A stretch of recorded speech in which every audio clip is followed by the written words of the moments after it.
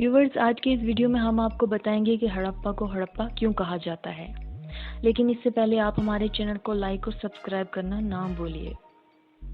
تو چلتے ہیں ٹاپک کی طرف۔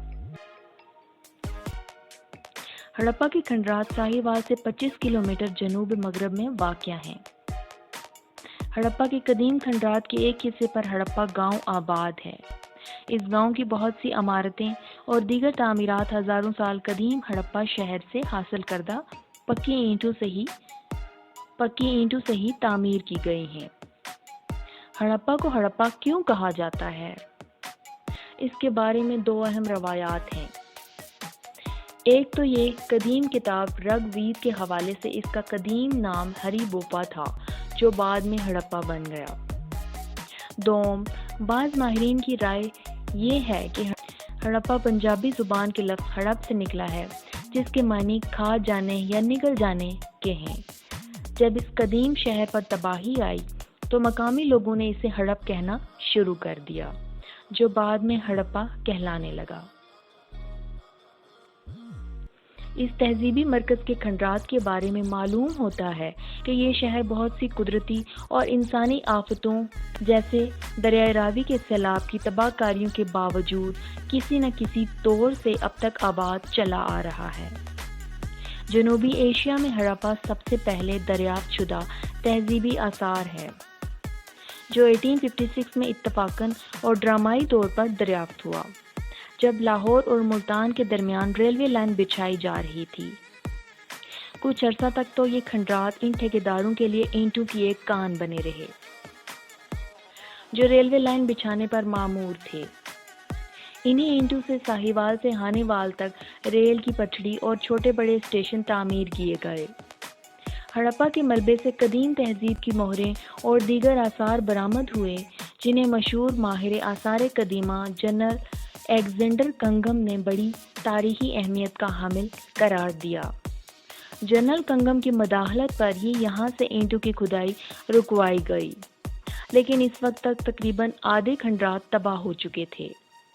ہڑپا کے موجودہ دریافت شدہ کھنڈرات کا رقبہ 125 ایکڑ زمین پر پھیلا ہوا ہے۔ ہڑپا میں آثار قدیمہ کی باقاعدہ کھدائی 1921 میں شروع ہوئی تو بہت جلد جنوبی ایشیا کی یہ پہلی تہذیب دنیا بھر کے ماہرین آثار قدیمہ اور دانشوروں کی توجہ اور دلچسپی کا مرکز بن گئی۔ ہڑپا کے شہر کے شمال مغربی حصے میں دریائے راوی کی قدیم گزرگاہ کے کنارے ہڑپا کی سب سے اہم عمارت عظیم اناج گھر یا غلہ گودام کے آثار ہیں۔ یہ غلہ گودام 40 میٹر لمبے اور 35 میٹر چوڑے چبوترے پر بنایا گیا تھا۔ گودام میں 6 کی 2 قطاروں میں 12 کوٹھیاں یا ہال تھے۔ یہ کوٹھیاں 4 فٹ اونچے چبوترے پر بنائی گئی تھیں۔ ہر کوٹھی دراصل ایک طویل ہال تھا، جس کا فرش لکڑی سے بنایا گیا تھا تاکہ اناج کو نمی سے بچایا جا سکے۔ ہال روشن اور ہوادار بنائے گئے تھے۔ گودام کی وسیع و عریض عمارت کے 2 حصے تھے، جن کے درمیان 23 فٹ چوڑی سڑک تھی۔ ہڑپا کے آثار میں اہم ترین اشیاء مہریں ہیں۔ انہی مہروں سے ماہرین ہڑپا کے آثار کی قدامت اور تاریخ کا اندازہ لگایا گیا ہے۔ اکثر مہروں پر تحریروں کے ساتھ کسی جانور کی شکل بنائی گئی ہے، جن میں ہاتھی، گینڈے، مگرمچھ، بیل اور شیر کی اشکال شامل ہیں۔ مہروں کی تحریر ابھی تک نہیں پڑھی جا سکی۔ زیادہ تر مہریں پتھر سے بنائی گئی ہیں۔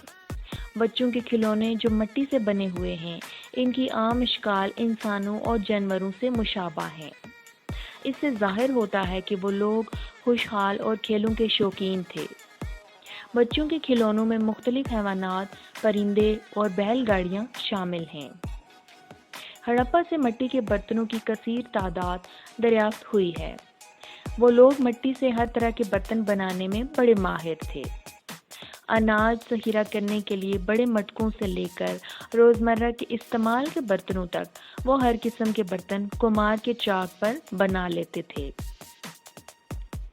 برتنوں پر سرخ رنگ کیا جاتا تھا اور سیاہ رنگ کے بیل بوٹے بھی بنائے جاتے تھے۔ ہڑپا کی قبروں سے مردوں کے ساتھ بڑی تعداد میں دفن کیے گئے برتن بھی ملے ہیں۔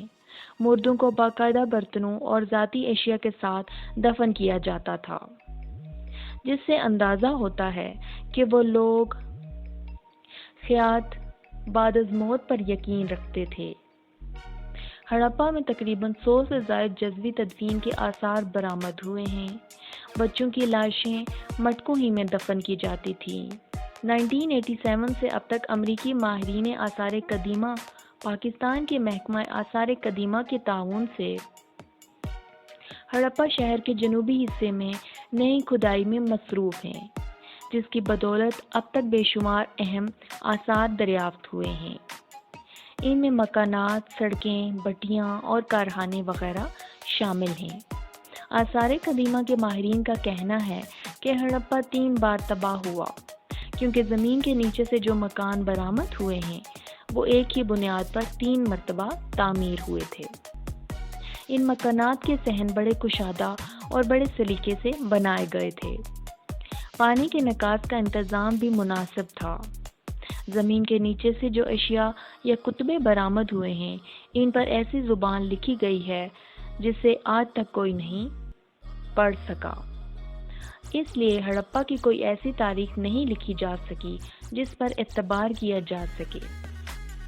تو ویورز، کیسی لگی آپ کو ہماری آج کی یہ ویڈیو؟ آپ نیچے کمنٹ سیکشن میں ہمیں کمنٹ کر کے بتا سکتے ہیں، لیکن ہمارے چینل کو لائک اور سبسکرائب کرنا نہ بھولیے۔